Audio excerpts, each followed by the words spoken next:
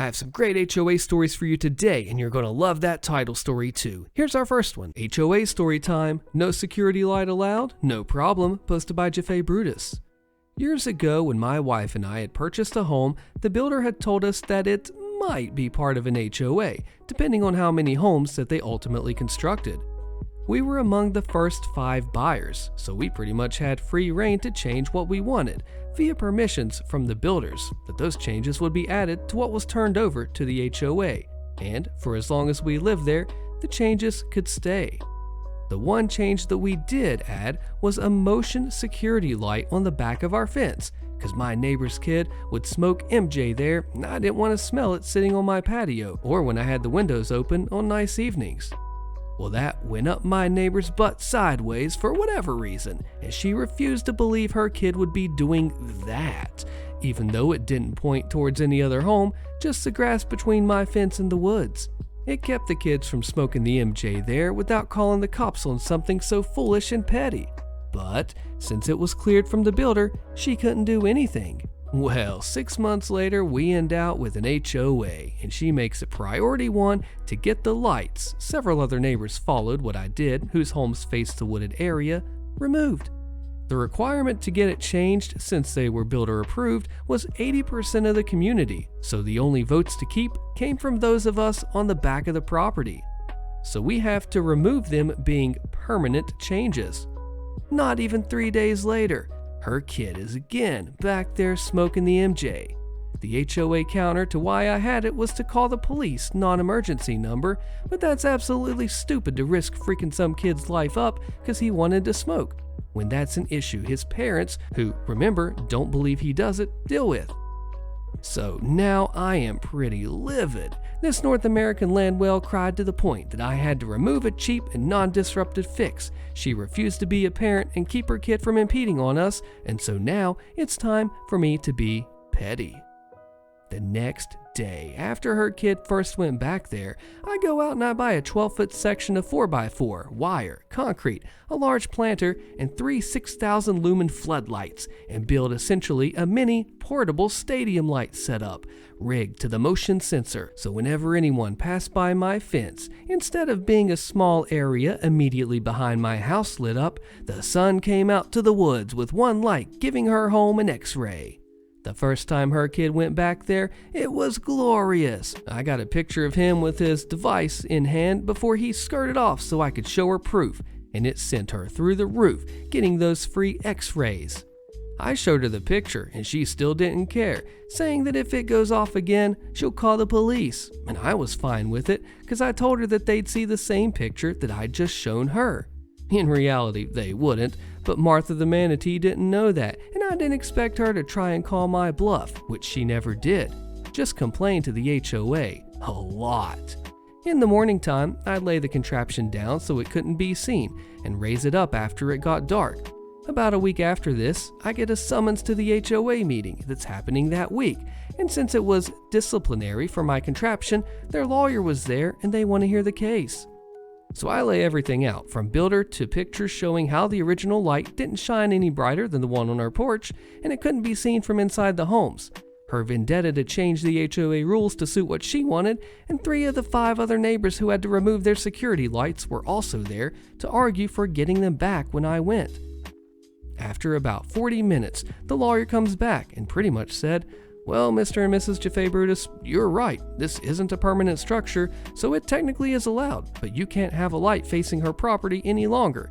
In addition, by the 1st of the next month, you will all be allowed to reinstall your smaller lights, as they did provide a measure of security that benefits the property as a whole." So Martha the manatee was blessed with another week of the sun on a pole and being mad about it. Those of us who lived facing the woods got our lights back, and after reselling the lights, I made most of my money back that I spent on supplies making that monstrosity. It was absolutely worth spending the few $100s to out-petty a bad parent and insufferable neighbor. Neighbors' kids are trespassing and throwing rocks at my car, with updates in the comments by Lou Yaya. My new neighbors have lived there for 2 months now. It's 3 single women with 8 children. Kids are always unsupervised. They come to our driveway and play, which I didn't think it was a big deal at first. Until my brother almost ran them over once in his work truck, he didn't even notice they were there. I was outside one day and the kids introduced themselves and they went off telling me how whenever we aren't home, they come to my house, and I told them they couldn't trespass and to please not come over anymore because they can get hurt. Kids continued to come over. My brother spoke to them and he kicked them out. We randomly found 8 nails in our driveway and assumed that the kids threw them to our side since they had workers doing some stuff on their side earlier. Fast forward to the end of June and my brother comes in screaming to come look at my car, and he told me he yelled at the kids because he caught them throwing rocks at my car. They threw over 60 rocks at my car. I couldn't find an adult to speak to at their home either. Finally, a friend came out and said that she is just a friend and that the mothers are not home. I called the police station for them to come talk to the parents and make a report, and they said they can't come because they're kids and they can't make a police report on kids. 2 days later, the kids were outside playing with water and they decided to throw their underwear to our driveway, and it's been there for 4 days now.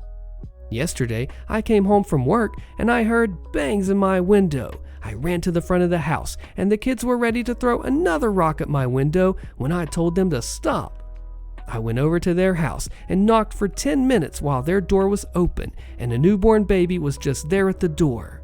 When finally, one of the moms came out of their house. It's very small and I grew up there, so I know how the house looks inside, and I know that they were ignoring me. She comes out and doesn't care that her kids are throwing rocks. She doesn't care to supervise her kids. She doesn't care that they damaged my car or anything and doesn't want to take responsibility or tell anything to her kids. She is very dismissive and just shrugs her shoulders. What can I do in this situation? I'm installing cameras over the weekend. It's so frustrating. Update time. Comment says, call child services. If they're being left unsupervised, did you neglect to tell the police that? Then they are in an unsafe home and should be taken away. OP says, I did mention that to the police that they are unsupervised. The adults are inside, but the kids are out for hours by themselves. Hopefully, now that we are installing cameras, we can get proof. I also texted their landlord, but he never replied. So the person that answered at the police station said since they are minors, they can't do a police report, but I can take the parents to court.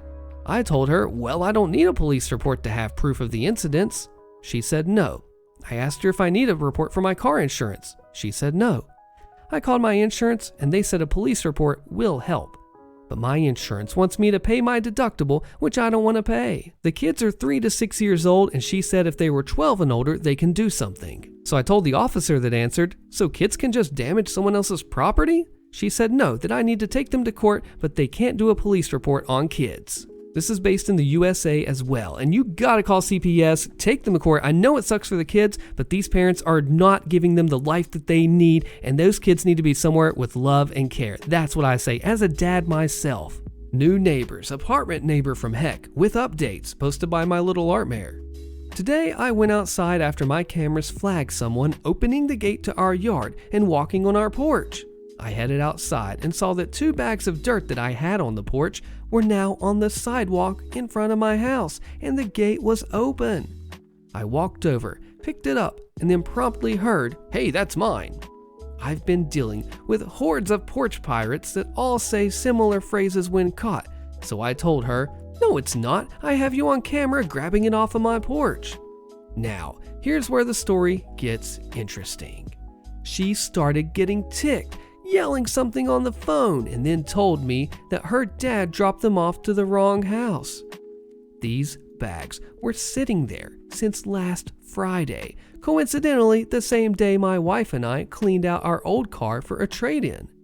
She did the cleaning and left most of the stuff by the gate for me to grab, including those 2 bags of dirt. I just brought it to the porch yesterday out of laziness. Now I should note I have an extensive garden and buy dirt every other week to supply new plants. These happen to be the exact same bags that I buy. So it was not unusual to think that I forgot a couple of bags in the old car. So I went inside and asked my wife, and she said that she didn't, So this person was actually telling the truth. I brought the bags back out and tried to apologize for the misunderstanding, but was cut off and told to learn how to be nice. I've never seen this person, and after checking my cameras, sure as heck, a random guy tossed them over my gate, and I must have missed the notification, and the timing was just perfect to where it didn't raise an eyebrow.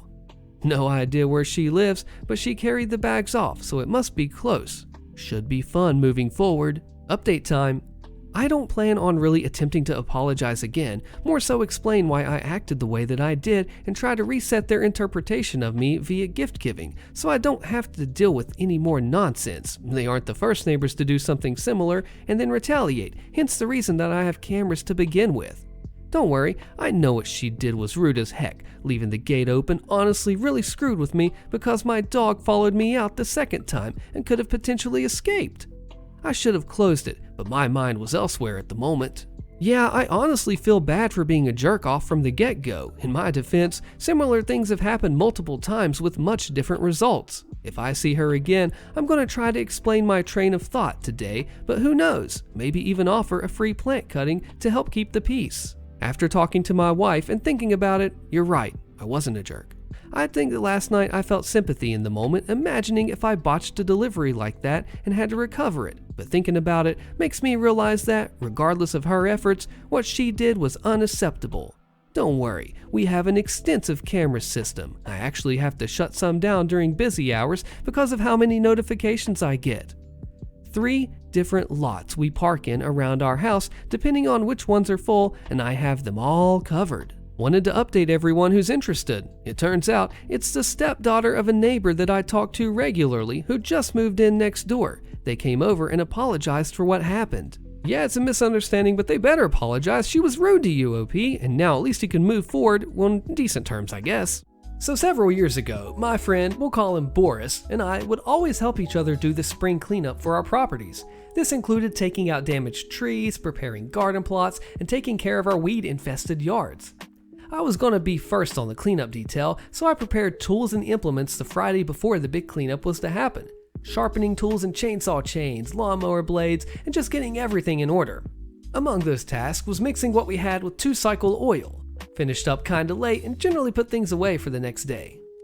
The next morning, Boris shows up with coffee and biscuits around 8 a.m. As we were sitting on his tailgate enjoying breakfast, my neighbors ride by in their beat-to-heck Chevy Cavalier, smoking like a freight train. We'll call them Rocky and Bullwinkle. Boris and I made the usual jokes about the amount of smoke pouring from the exhaust. Dang, bet they go to the gas station and fill up with oil and check the gas. We soon finished breakfast and thought no more about it. As we begin to get the tools laid out and hash out a plan of attack, I can't find my gas cans. No mixed gas, regular gas, or a gas can in general. That's when it dawned on us why the car Rocky and Bullwinkle were driving was smoking so bad. I am ticked, to say the least. Well, all Boris and I could do was go shopping for gas cans, gas, and more 2-cycle oil. After we returned, we saw Rocky and Bullwinkle pass by several times, but all in all, we got a lot done. The next weekend, we dedicated to clean up at Boris's. A weekend or two goes by, and we have a family dinner at my wife's, Rocky and Bullwinkle's grandparents'. Toward the latter part of the evening, we were having a few drinks. Most people had left, and myself and wife's grandfather were shooting the breeze when I had to take a leak. As I was doing so, I saw a gas can with a very distinct paint on it. I inquired from the old man about how it came into his possession, and he stated that Rocky and Bullwinkle left it there. I simply explained that it was mine, as was another, and loaded them in my truck. It ate at me every time that POS car with my neighbors went by. So I hatched a plan from a rotten egg. I went and bought a few gallons of gas, a few gallons of diesel fuel, and some other various oils. I made a concoction of these different chemicals and filled my new 6-gallon gas can that I had to purchase. With some clean gas, I filled a lawnmower and cut some grass that evening, making sure Rocky and Bullwinkle saw me. Then I put everything away, but forgot and left that rotten egg gas can out. I got up and went to work the next morning and didn't even think to check on the can. But when I got home, I checked and it was gone. My wife informed me that my plan must have worked as she watched Rocky and Bullwinkle go in and out with the car, not only smoking but spitting and sputtering as well. The last time they rode out, they didn't ride back in. They gave me about an hour of peace before they came over and wanted to know if I could look at their car and see what was wrong. If it could not be fixed on the side of the road, maybe tow it home. My response? I've had a long day and I have a migraine. Maybe tomorrow. I saw the panic set in when I told them that. That's when they told me that they had no insurance and it was on a main road. Tough luck. So the highway patrol did run across it and had it towed. It was going to cost them around $500 to get it out of impound, plus they had to have current registration and insurance. The car wasn't worth it. Well, they're those type of people that good luck just falls on them, and the pastor for a local church gave them an old Ford Taurus. Took me a few cans of rotten egg gas, but I got the motor to lock up after about a month. This time, it quit in their grandparents' yard, so they scrapped it, and as luck would have it, they got their income tax returns. They bought a nice-looking Ford F-150, but it began having problems too. Smoked really bad. They did take it to a mechanic that eventually found the problem. He got the truck running right again for about $1,500, and I have never had any more gas cans come up missing. My friend, I'll call her Sandy, worked at a travel agency in British Columbia, Canada. It was a small owner-operated business with the owner and 3 employees, including my friend. Everyone worked Monday to Friday from 9 a.m. to 5 p.m. One of my friend's co-workers, I'll call her Jane, an older woman in her early to mid-60s, was a long-time nuisance employee. Among other sketchy behavior, Jane was always scamming ways to take time off over and above her official paid vacation time. In order to make up for the lost hours, she would claim overtime hours and pay by supposedly going into the office in her off hours to finish up work without being requested by the owner to do so. Despite being caught in her own lies on a number of occasions and being warned about trying to claim for unsanctioned overtime, the owner of the travel agency was reluctant to officially reprimand Jane or to get rid of her. The reason being is the owner discovered after she had hired Jane that Jane had actually been fired from her previous job at another local travel agency for pulling the same stunts. However, Jane had sued her former employer for unfair dismissal and had won a settlement. After a few years of my friend Sandy working at the travel agency, the owner was ready to retire and offered to sell the business to my friend. Sandy took her up on the deal and took over the business while keeping on Jane and the other employee. Once again, just as a previous owner was afraid to get rid of Jane, so was Sandy for fear of being sued. When Sandy took over the business, she instituted guidelines regarding taking time off, and she established an official no overtime policy. Jane would still try with her shenanigans, but was far less successful in getting what she wanted with my friend in charge. However, Jane still had one trick up her sleeve when she wanted to take time off on a whim. Sandy was a divorced single mom of 2 boys who were heavily involved in youth hockey. She would sometimes leave the office for an hour or 2 before closing to get her boys to hockey practice or a game. In order to avoid requesting in person and potentially being denied, Jane would wait for Sandy to be out of the office to book a day off if she didn't feel like coming into work or had made plans. Sandy would then arrive at work the next morning only to discover that Jane wasn't coming in. Despite this happening a number of times, Sandy would usually just let it slide since there was now a definite no overtime policy. Therefore, Jane could no longer claim to come into work on the weekend or after hours in order to try and make up for the day off. She would either miss out on a day's pay, in turn saving Sandy money as the owner, or it would come out of her remaining paid vacation days. Moreover, 2 people in the office at one time could usually handle everything. Jane not coming in was really a no-loss situation for Sandy. There was one time, however, when Sandy was going to be away for 1 or 2 work days just before the weekend to take her boys to a hockey tournament. She told both Jane and the other employee, both verbally and in writing, that they could not book time off for the dates in question, since she would be away and needed both of them in the office. Within a few days of giving this notice, Sandy went into the office on a Saturday to do some paperwork and go through sales for that week. This is when she discovered that, only the day before, Jane had booked a trip for her daughter and son-in-law to Las Vegas, as well as a plane ticket in her name to Calgary, where her daughter lived. Both the trip to Vegas and the ticket to Calgary coincided with the dates that Sandy would be out of the office. Sandy then checked the vacation booking schedule to further discover that Jane had indeed booked the days off that she had expressly been told she couldn't have. Not mentioning she had discovered the travel Jane had booked for herself and her daughter, Sandy emailed Jane telling her that she would have to deny her days off since she'd already been told they were unavailable because she, Sandy, would be away and needed Jane in the office. Through a continued series of email exchanges, Jane replied and outright lied to Sandy with some excuse about her daughter getting some long-awaited medical treatment or surgery, and she needed to go to Calgary to help out for a few days and look after her granddaughter. Sandy replied to this lie by telling Jane that she knew about the trip she had booked to Vegas for her daughter and son-in-law, that Jane's trip to Calgary was most likely to babysit her granddaughter while her daughter was in Vegas, and that she would still have to deny Jane the days off, especially since she booked them after being told they were unavailable. Jane countered in her subsequent reply without even addressing the fact that she had been caught in a lie, that she had been a dedicated employee of the travel agency for several years and couldn't understand why she was being treated so unfairly after all that she had done for the business. She then wrote that since she wasn't being treated as a valued employee, she had no choice but to retire and was giving her 2 weeks' notice. Despite Jane's threat, Sandy replied that she would still be unable to grant her the days off and left it at that without making any mention of Jane's threat to quit or retire. Sandy then contacted her accountant, who also acted as her de facto business advisor, and explained what had happened with Jane. Also aware of Jane's previous shenanigans, Sandy's accountant told her that this was the out that she had been looking for with Jane, and she had it all in writing. He told her that Jane had essentially resigned and retired, and all Sandy needed to do was honor Jane's desire to do so, let her finish out her 2 weeks, or pay her the 2 weeks' wages in lieu with no further severance pay legally required since she hadn't been fired. The following Monday, Sandy went into the office early, accompanied by her long-term boyfriend to act as a witness. She put Jane's belongings from her desk into a box and took the things that were property of the business. Since Jane was old school and had resisted inputting client information in the computer database, this also included a small box filled with index cards which had client phone numbers, addresses, credit card information, and other personal information noted on them. In the meantime, the other employee had arrived for work, and they all waited for Jane to show up.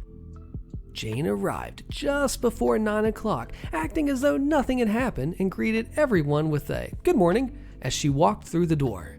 However, she was apparently taken slightly aback when she noticed Sandy's boyfriend seated in the far corner of the office. At this point, Jane was midway to her desk when Sandy informed her that there was no need to go any further and that she had accepted Jane's notification of retirement. She then handed Jane a check compensating her for the hours she had worked in the current pay period, as well as 2 weeks' wages in lieu of Jane finishing out her final 2 weeks before her retirement. Jane was dumbfounded and went into panic mode. But I didn't retire. I'm not ready to retire. Sandy responded that indeed she had retired, given her notice, and had proof of it in writing. All Jane could do was continue repeating, but I didn't retire. I'm not ready to retire, while unsuccessfully attempting to get the support of the other employee who refused to come to her defense. Sandy then pointed to the box containing Jane's belongings, wished her a happy retirement, and told her to leave the office. Jane quickly rifled through the box and noticed that the small box containing the index cards with the client information was not there. She insisted that Sandy return it to her, which Sandy refused to do, explaining that it was property of the business, contained personal client information, and that she would be in violation of Canadian privacy laws if she were to let Jane take it. Jane's shock had now turned to obstinance, and she refused to leave without the box. Both the other employee and Sandy's boyfriend had started to get involved, repeatedly telling Jane to just leave. Sandy then informed Jane that if she didn't leave, they would have to call the RCMP, which is Canadian police, at which point Sandy's boyfriend dialed 911 to inform the dispatcher of a disgruntled former employee at XYZ Travel Agency who was refusing to leave the premises. Within a few minutes, 2 police officers arrived, and Jane immediately ran to the door, ranting about being fired and about the missing box of client info. In order to de-escalate the situation, one police officer told Jane to come outside and explain to him her side of the story. The other officer remained in the office to hear Sandy's side of the story, agreeing that Jane was not legally entitled to the box of client info. The other officer then re-entered the business and told Jane to wait outside. He said that Jane was insisting that Sandy was holding onto her personal belongings, namely a box of important information. Both Sandy and the officer who had spoken to her explained the contents of the box to the other officer, who in turn agreed it was not Jane's property. The police officers then picked up the larger box of Jane's personal belongings, took it outside to see Jane, and told her that she needed to go home. To rub salt in Jane's wounds, the next day, Sandy put up a large sign in the window of the business, congratulating Jane on her retirement, and even put a small announcement in the local newspaper doing the same thing. The icing on the piece of revenge cake was Sandy, when filling out the necessary government forms for when an employee quits, gets fired, or retires, made sure to check the box labeled "retired" for the reason for Jane no longer being employed. By doing so, Jane was ineligible to collect unemployment insurance benefits. Psycho Karen neighbor destroys property and files a false police report with an update. Click the video on your screen to find out what happens to Karen, and I'll see you there.